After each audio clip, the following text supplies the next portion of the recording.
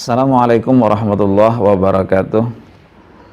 Alhamdulillahirabbil alamin. Assalatu wassalamu ala asyrafil anbiya'i wal mursalin sayyidina wa maulana Muhammadin wa ala alihi wa ashabihi ajma'in, amma ba'd.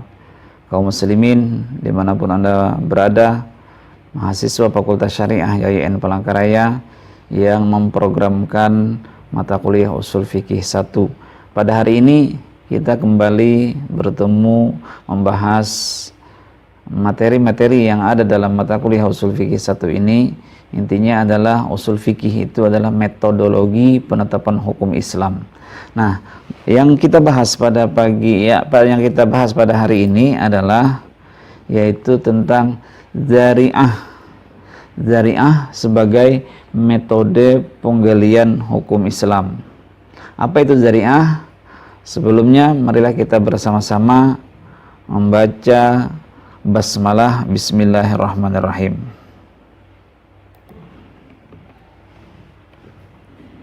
Ya.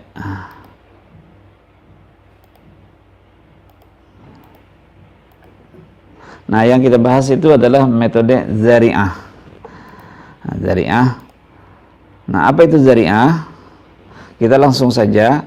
Dzari'ah secara bahasa diartikan al-wasilatu, al-wasilah, atau kita artikan biasanya bahasa Indonesianya juga wasilah atau perantara atau media atau suatu jalan.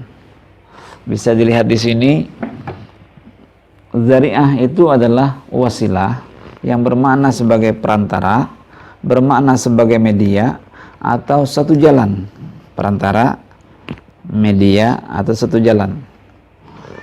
Saya mau ke seberang, anggaplah Anda berada di seberang sana, saya di seberang sini, di tengah-tengah kita anggaplah sungai.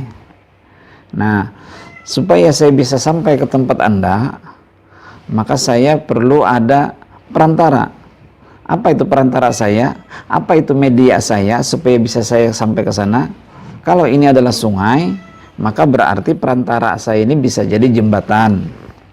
Perantara saya ini bisa jadi perahu. Perantara saya bisa jadi klotok. Perantara saya mungkin bisa berenang. Perantara saya mungkin jamban. Yang jelas apapun yang bisa membuat saya bisa sampai ke seberang, ke tempat Anda, itu disebut dengan perantara. Nah, kalau misalnya itu adalah bentuk daratan, Anda di sana, saya di sini, maka perantara saya ini adalah melalui kendaraan.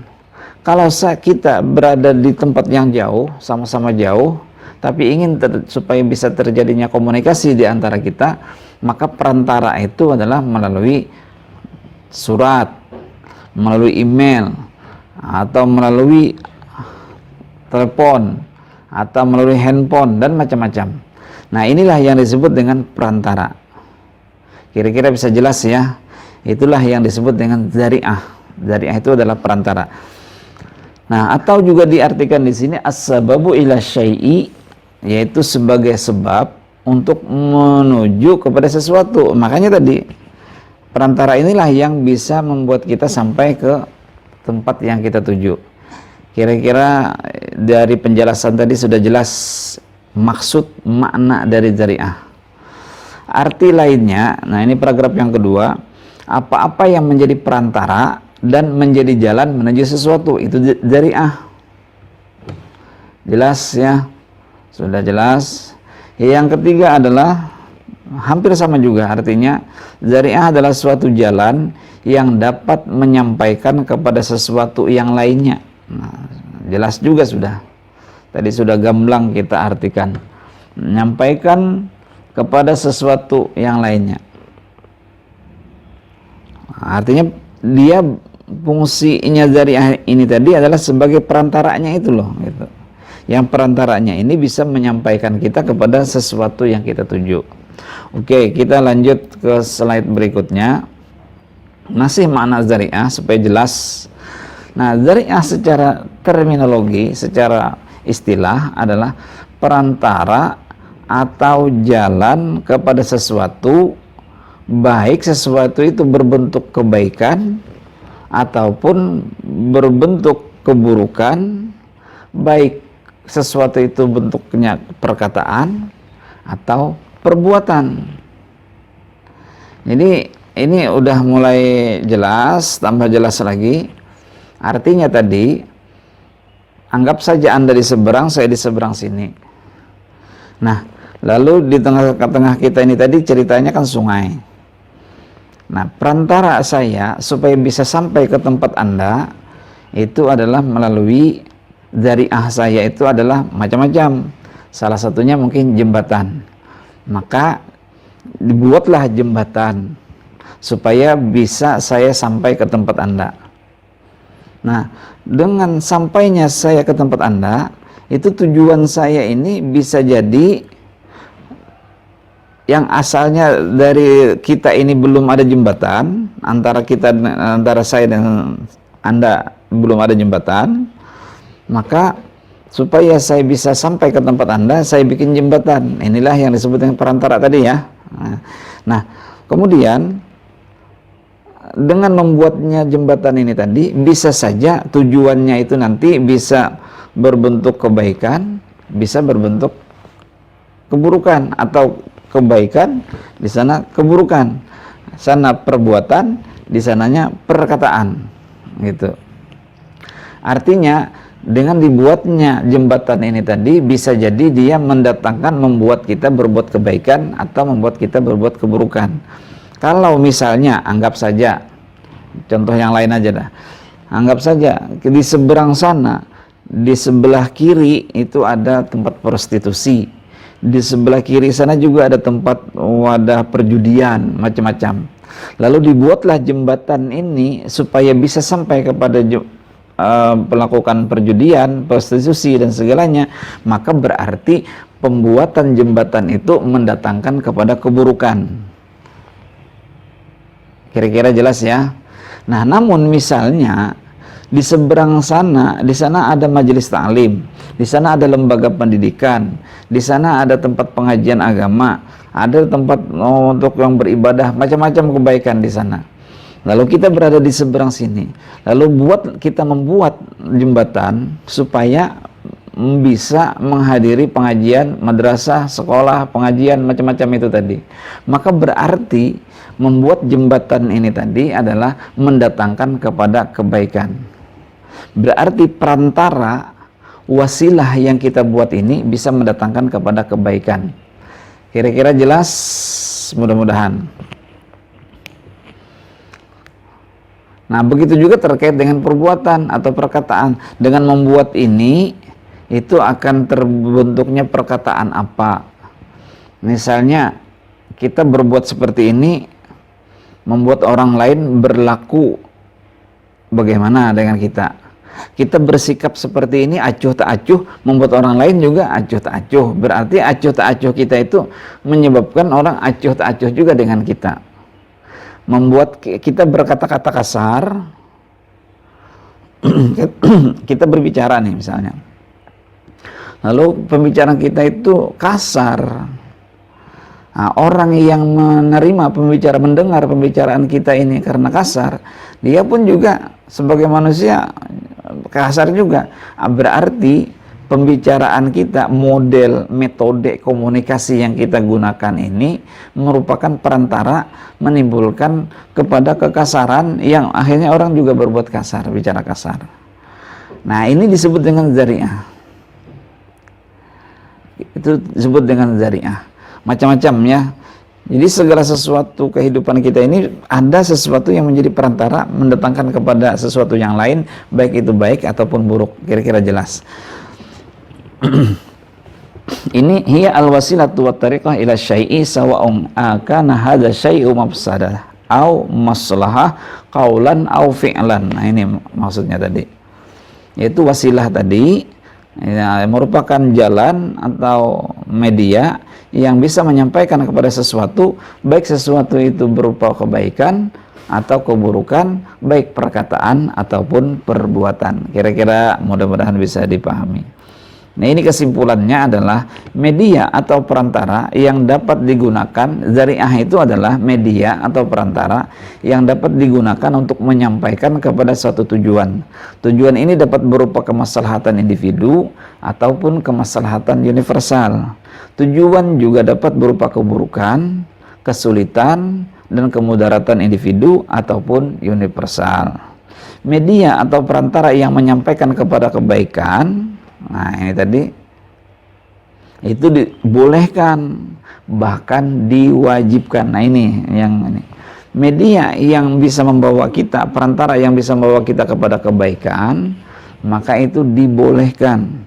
Membuat jembatan untuk sampai pada pengajian, menuntut ilmu dan macam-macam, maka berarti dibolehkan. Membuat aturan, membuat peraturan pemerintah, membuat undang-undang, membuat sampai perda, membuat sampai perdes, atau membuat sarana prasarana yang lainnya, yang semuanya itu akan terlaksananya hukum dengan baik, maka berarti membuat peraturan, undang-undang dan macam-macam itu adalah dibolehkan, bahkan diwajibkan.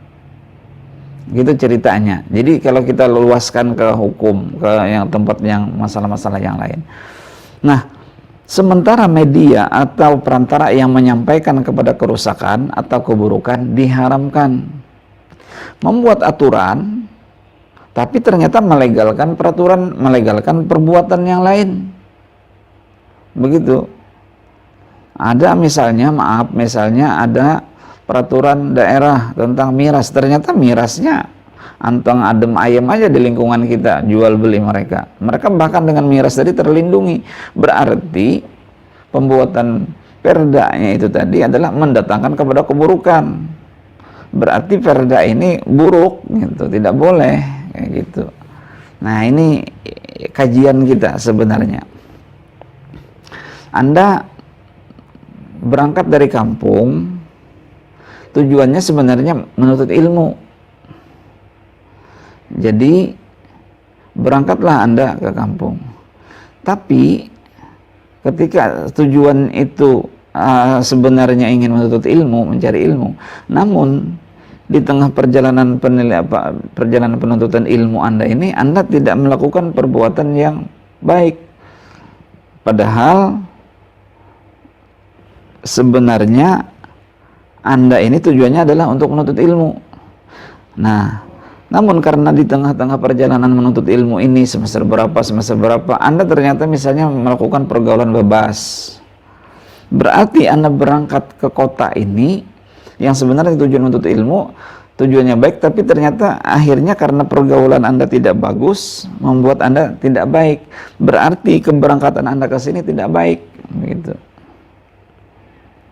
Nah, makanya harus dilihat, dikaji. Sebenarnya untuk menjadi sarjana, tapi ternyata ada yang tidak selesai sekolah karena akibat pergaulan bebas, hamil di luar nikah dan segalanya. Ada yang harus bertanggung jawab terhadap perilakunya dan segalanya. Nah, ini sebenarnya kajian zari'ah. Kajian zari'ah. Oke, kita lanjut ya. Dasar hukum metode zari'ah. Ada nggak dasar hukum metode zari'ah? Ada. Dalam Al-Quran disebutkan, Al-An'am ayat 108 itu, wala tasubbul ladina yad'una min dunillah fayasubbullaha adwan bighairi ilmin. Nah, itu, janganlah kamu memaki-maki sembahan orang. Janganlah memaki-maki sembahan orang lain, karena nanti mereka juga akan memaki Allah Subhanahu wa taala melampaui batas, bahkan tanpa ilmu. Yang membalas itu kadang-kadang biasanya lebih kejam, makanya ada balas dendam sebutannya.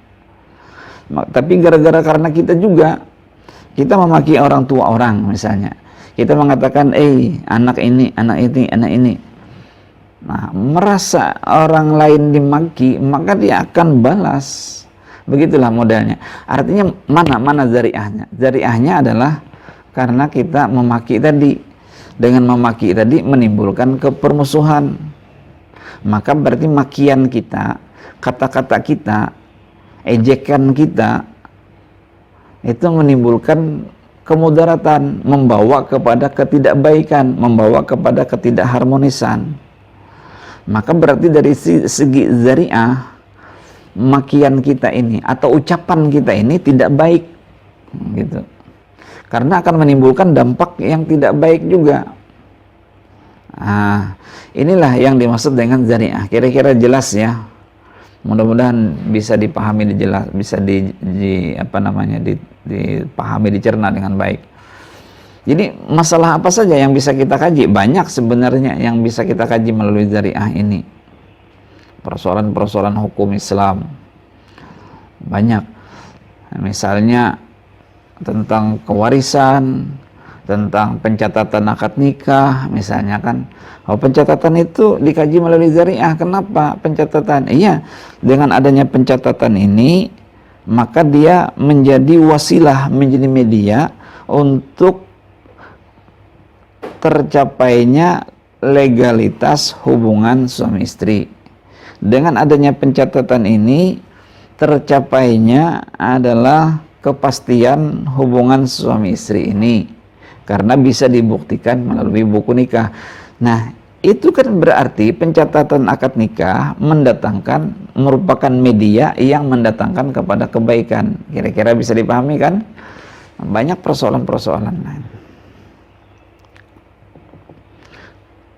Bahkan mungkin orang hari ini, maaf, misalnya ada orang bertanya, pacaran boleh enggak? Ya kalau pacaran dalam artian pacaran dalam melegalkan sesuatu yang diharamkan, memang tidak boleh, karena itu hukum tidak boleh melegalkan, menghalalkan yang diharamkan. Tapi dalam pacarannya sendiri itu belum ada penetapan hukum. Memang ada orang mengatakan pacaran tidak ada. Ya memang dalam secara tekstual nggak ada pacaran dalam Islam sebutannya. Lalu katanya ada ta'arafu, ya saling kenal mengenal. Berarti laki-laki berhak mengenal perempuan, perempuan pun berhak mengenal laki-laki. Kayak gitu. Nah, jadi anggap saja begini, pacaran ini adalah persoalan baru. Lalu kita kaji melalui mana? Melalui zari'ah. Kalau pacaran ini mendatangkan kepada kebaikan, dalam artian kita bisa mengenal dengan baik pribadi orang, lalu mengetahui misalnya perilaku-perilakunya, lalu membuat kita tambah semangat, lalu membuat kita bisa menyusun untuk kehidupan berikutnya kalau menjadi suami istri misalnya, lalu membuat kita semakin termotivasi, maka berarti ta'arafu ini, saling mengenal tadi, tercapai. Karena dengan adanya ini tadi, akhirnya ketika mereka berumah tangga, mereka sudah saling paham, saling memahami. Beda halnya misalnya pacaran ternyata membuat kerusakan, justru hidup satu atap, melakukan hubungan di luar pernikahan. Nah, ini berarti pacaran mendatangkan kepada keburukan. Nah, berarti kalau kita kembali kepada hukum zari'ah, maka berarti sesuatu yang mendatangkan kepada kebaikan dibolehkan, sesuatu yang mendatangkan kepada yang tidak boleh diharamkan. Intinya begitu. Kajiannya caranya seperti itu. Oke, lanjut ya. Pembagian zari'ah. Nah, ini sudah kita jelaskan sebenarnya. Yang mendatangkan kepada kebaikan, tujuan yang dapat mengantarkan kepada kebaikan, itu disebut dengan fathuz zari'ah. Fathuz zari'ah. Boleh. Fataha yabtuhu fathan. Fatah itu fataha yabtuhu fathan. Dibuka. Zari'ah media. Fathuz zari'ah berarti zari'ahnya, medianya itu dibuka lebar-lebar. Berarti boleh kayak gitu. Nah, kemudian tujuan yang dapat mengantarkan kepada keburukan disebut dengan sadduz zari'ah. Sadda yasuddu saddan, itu ditutup-tutup. Zari'ah media, medianya ditutup, artinya tidak boleh. Berarti bahkan bisa sampai haram. Artinya boleh itu pengertian mubah kan sampai ke wajib. Bahkan tidak boleh itu dari pengertian yang makruh sampai haram, artinya begitu. Kira-kira bisa dipahami ya. Yang mendatangkan kepada kebaikan, misalnya tadi pacaran, misalnya bisa membuat kita motivasi positif segalanya sampai kita ke jenjang pernikahan, saling mengenal keduanya, Bayangkan loh orang yang menikah tanpa saling kenal mengenal gimana gitu. Nah ini bisa saling kenal mengenal dan positif tidak melakukan keburukan sebelumnya, maka itu disebut fathuz zari'ah, masuk kategori boleh. Tapi kalau misalnya pacaran tadi mendatangkan keburukan, membuat kita tidak selesai sekolah, bahkan ada hamil di luar nikah dan segalanya, maka berarti pacaran itu masuk kategori sadduz zari'ah. Berarti Anda sendiri yang mengukurnya gimana gitu. Nah, sadduz zari'ah berarti tidak boleh bahkan haram hukumnya. Tapi jangan dianggap bahwa pacaran tadi wajib gitu ya, bukan. Ini kan kategori teori gitu. Jangan dijadikan contoh satu lalu makan masuk. Jadi boleh dari mubah sampai ke wajib. Nah, wajib ini bisa aja hukum-hukum yang lain. Kayak menuntut ilmu misalnya. Menuntut ilmu, belajar itu adalah wajib. Nah, berarti menyiapkan sarana prasarana untuk bisa menuntut ilmu, salah satunya mungkin punya pulpen, punya buku. Datang ke kampus, masa datang ke kampus tidak bawa pulpen, tidak bawa buku, tidak bawa apa-apa. Nah, ini berarti menyiapkan pulpen, bahkan laptop, bahkan alat teknologi hari ini juga termasuk wajib. Nah, ini yang untuk cocok untuk wajibnya, kayak gitu maksud saya. Jadi supaya tidak disalahkan contoh-contohnya. Ya, oke, lanjut ya. Nah, yang berbentuk kebaikan tadi, tujuannya mendatangkan kebaikan, ini kaidahnya.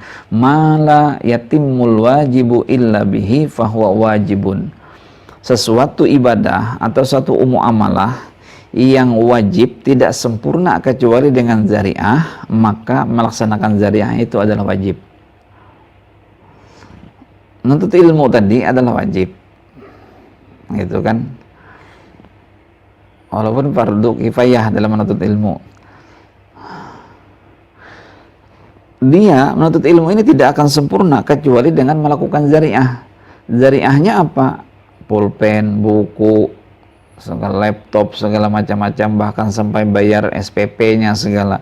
Maka berarti melaksanakan, memenuhi sarana prasarana itu tadi berarti juga adalah wajib, gitu. Kira-kira jelas.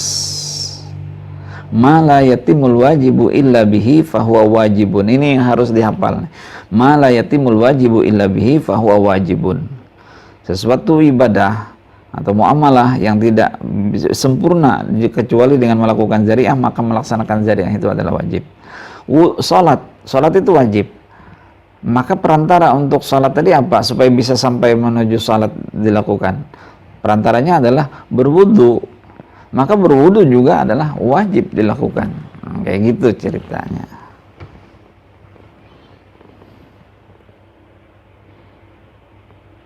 Membina rumah tangga yang bahagia itu memang harus. Memang harus. Lalu gimana cara sarananya? Berarti sarana untuk membina rumah tangga tadi adalah mulai dari berkomunikasi dengan baik, bergaul dengan suami atau istri dengan baik, bergaul dengan orang tuanya suami atau orang tua kita, mertua dan dengan mertua atau orang tua kita juga harus. Itu media-media supaya tercapainya kebahagiaan dalam rumah tangga. Berarti melakukan media-media itu tadi adalah wajib, gitu. Selain memang sudah diperintahkan dalam Islam, memang harus orang tua sama mertua sama dengan orang tua. Oke. Nah, ini kaidah keburukan. Sesuatu yang bisa mendatangkan keburukan maka haram. Yang sadduz zari'ahnya, ini kaidah sadduz zari'ah. Ma adda ilal harami fahuwa haramun. Nah, kaidah-kaidah yang bisa ma'adda ilal harami fahuwa haramun, jalan apa saja yang menyampaikan kepada yang haram, maka jalan itu pun diharamkan. Jalan apa saja yang bisa mendatangkan kepada yang haram, maka jalan itu diharamkan. Sudah jelas, sudah kita gambarkan tadi. Jadi tinggal Anda menerapkan metode ini dalam menganalisis suatu persoalan hukum yang Anda kaji. Nah, ini kaidah yang kedua ini adalah kaidah sadduz zari'ah. Ma'adda ilal harami fahuwa haramun. Harus hafallah ini kaidah-kaidah kayak gini. Nah, lalu terus untuk mengetahui bahwa perbuatan kita ini mengandung membawa kepada kebaikankah atau membawa kepada keburukankah? Berarti ada 3 hal yang harus kita perhatikan. Yang pertama, kemungkinan kan kita pertama kali modelnya kayak prediksi nih, kayaknya nih yang saya lakukan ini mendatangkan kepada kebaikan atau mendatangkan kepada keburukan. Nah, ini yang harus kita kaji, kita lihat. Maka berarti ada 3 hal yang harus kita perhatikan. Yang pertama, mesti melihat tujuan yang telah direncanakan sebagai target pencapaian. Artinya, kita harus melompat dulu. Sebelum membuat media ini, kita harus lompat dulu tujuannya itu apa sih? Sebagai target dari pencapaian yang kita lakukan ini, tujuannya apa? Apa yang ingin kita capai? Apa yang ingin kita raih dari yang kita lakukan ini? Itu dulu yang pertama. Misalnya membuat jembatan tadi, atau membuat peraturan, membuat apa saja macam-macam, nah contohnya. Nah, targetnya apa? Yang kedua, kita harus juga merencanakan proses pelaksanaannya itu gimana nanti. Proses pelaksanaannya. Apakah proses pelaksanaannya ini penuh dengan pelanggaran? Atau proses pelaksanaannya ini dilakukan sesuai dengan kaidah-kaidah hukum Islam? Atau tidak? Nah, ini harus dikaji juga prosesnya gimana. Menuntut ilmu, anggaplah contoh. Berangkat dari kampung ke Palangkaraya untuk kuliah di YIN Palangkaraya, di Fakultas Syariah YIN Palangkaraya. Tujuannya untuk apa? Untuk menjadi seorang ilmuwan, menjadi sarjana, bisa membangun kampungnya, bisa membangun kehidupannya. Tujuannya. Oke, berangkatlah seseorang ini dari kampung ke Palangkaraya. Kemudian kaji lagi prosesnya gimana waktu dia menuntut ilmu. Apakah seluruh seperti yang niat awal, atau mungkin ada belok-belok dari niat yang sebelumnya. Nah, berarti proses pelaksanaannya itu harus diperhatikan juga. Yang ketiga adalah hasil atau natijah dari pelaksanaan zariah. Hasilnya gimana nih? Ternyata hasilnya orangnya kayak gitu modelnya. Nah, jadi kajian ini memang bersifat prediktif, tetapi prediktifnya kuat gitu. Artinya kan dia mengkaji dulu targetnya apa, proses pelaksanaannya seperti apa, nah hasilnya seperti apa. Nah, kalau misalnya dia sudah oke, misalnya ini tidak ada pertentangan nih, kayaknya mantap nih, laksanakan.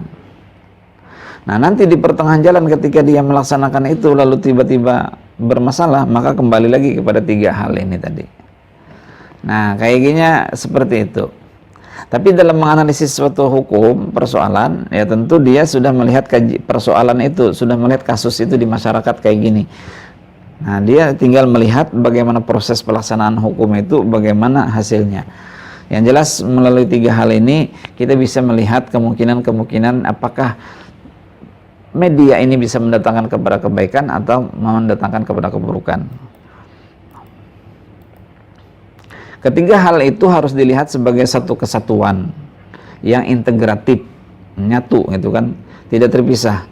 Jika melalui analisis prediksi kuat diketahui sebuah tujuan berbuah kemaslahatan, atau baru diketahui setelah adanya hasil, maka pelaksanaan zariah mesti dibuka seluas-luasnya. Melalui prediksi, ini bagus aja sebenarnya, dari hak tujuannya, kemudian dari proses pelaksanaannya kayak gini, kemudian hasilnya pun banyak aja orang yang sudah berhasil melakukan hal seperti itu, maka berarti pelaksanaan zariah tadi dibolehkan dan bahkan dibuka secara luas-luasnya. Gitu. Banyak aja anak perempuan misalnya berangkat ke kota, mereka selamat bahkan sukses, misalnya kayak gitu. Berarti orang tua tidak perlu khawatir menyekolahkan anaknya yang perempuan misalnya berangkat ke kota untuk sekolah misalnya, karena banyak yang sudah sukses kayak gitu, walaupun memang ada juga tidak gitu. Nah, berarti membolehkan anak untuk sekolah keluar daerah itu termasuk fathuz zari'ah gitu. Namun apabila melalui analisis prediksi yang kuat telah dapat diketahui tujuan dari suatu tindakan berbuah kemudaratan, atau baru diketahui setelah adanya hasil, maka pelaksanaan zari'ah mesti ditutup serapat-rapatnya. Itu kebalikan dari ini tadi. Kalau melalui prediksi yang kuat, wah kayaknya kemudaratan banyak sekali nih. Nih orang ini nggak bisa dipercaya nih, kalau jauh dari orang tua kayaknya perilakunya seperti itu, seperti ini misalnya. Nah bisa jadi maka ditutup sedemikian rupa supaya dia tidak melakukan hal yang seperti itu. Nah ini contoh gitu ya, modelnya bisa kita terapkan. Nah bagaimana sikap ulama? Pada dasarnya ulama sependapat sebenarnya menggunakan zari'ah. Yang jelas kayak gini, dalam metode usul fikih, zari'ah itu adalah salah satu metode dalam menetapkan hukum. Walaupun memang dari mazhab Maliki dan Hanafi saja yang terlihat menggunakan zari'ah, tetapi walaupun mazhab Maliki dan Hambali saja yang menggunakan zari'ah, sementara mazhab Hanafi dan Syafi'i tidak terlihat menggunakan zari'ah, tapi sebenarnya mereka menggunakan saja zari'ah. Sebenarnya mazhab Hanafi dan Syafi'i menggunakan metode zari'ah, hanya saja terlihat pada persoalan-persoalan tertentu. Tidak semuanya menggunakan zari'ah, karena ada metode-metode yang lain. Yang misalnya metode induk dari zari'ah ini adalah maslahah misalnya. Karena kan kita bicara kemaslahatan. Nah, kemaslahatan itu bicaranya tentang maslahah. Nah, masalah itu kan sudah kita bahas pada waktu yang lalu, pada beberapa waktu yang lalu. Nah, oleh karena itu, maka kalau misalnya Imam Hanafi melihat zari'ah itu lebih cenderung ke istisan, maka mazhab Syafi'i melihat misalnya lebih cenderung ke qiyas. Cukup diselesaikan dengan qiyas tanpa menggunakan zari'ah pun sudah bisa, kayak gitu ceritanya. Namun demikian, saudara-saudara, ya kembali lagi saya katakan, teori itu harus saling bersinergi, harus saling bahu-membahu dalam mengkaji satu persoalan. Oleh karena itu, menggunakan mazhab usul fikih, kita menggunakan semua metode-metode yang dikemukakan oleh para ulama. Ini yang kita gunakan pada zaman hari ini. Artinya kita mengkonvergensi dari berbagai macam aliran usul fikih, teori-teorinya kita pakai untuk mengkaji suatu persoalan hukum yang berkembang di tengah kehidupan kita. Nah ini saya katakan, terlepas dari berbagai perbedaan, yang jelas zari'ah layak sebagai dalil atau metode penetapan hukum Islam.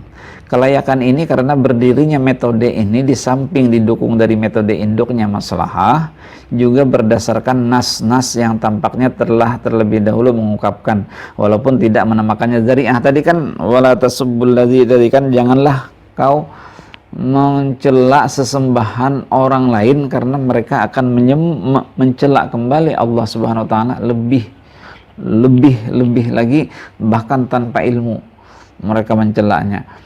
Maka ini berarti zari'ah juga didukung oleh nas gitu. Intinya adalah zari'ah adalah sebagai metode dalam penetapan hukum Islam. Nah, barangkali saudara-saudara sekalian, demikian perkuliahan kita terkait dengan materi zari'ah. Zari'ah adalah sebagai metode penetapan hukum Islam. Mudah-mudahan bisa dipahami, diulang kembali apa yang kita sampaikan pada hari ini, dan kita aplikasikan dalam menetapkan persoalan-persoalan hukum, khususnya ketika Anda menganalisis suatu persoalan. Demikian, terima kasih.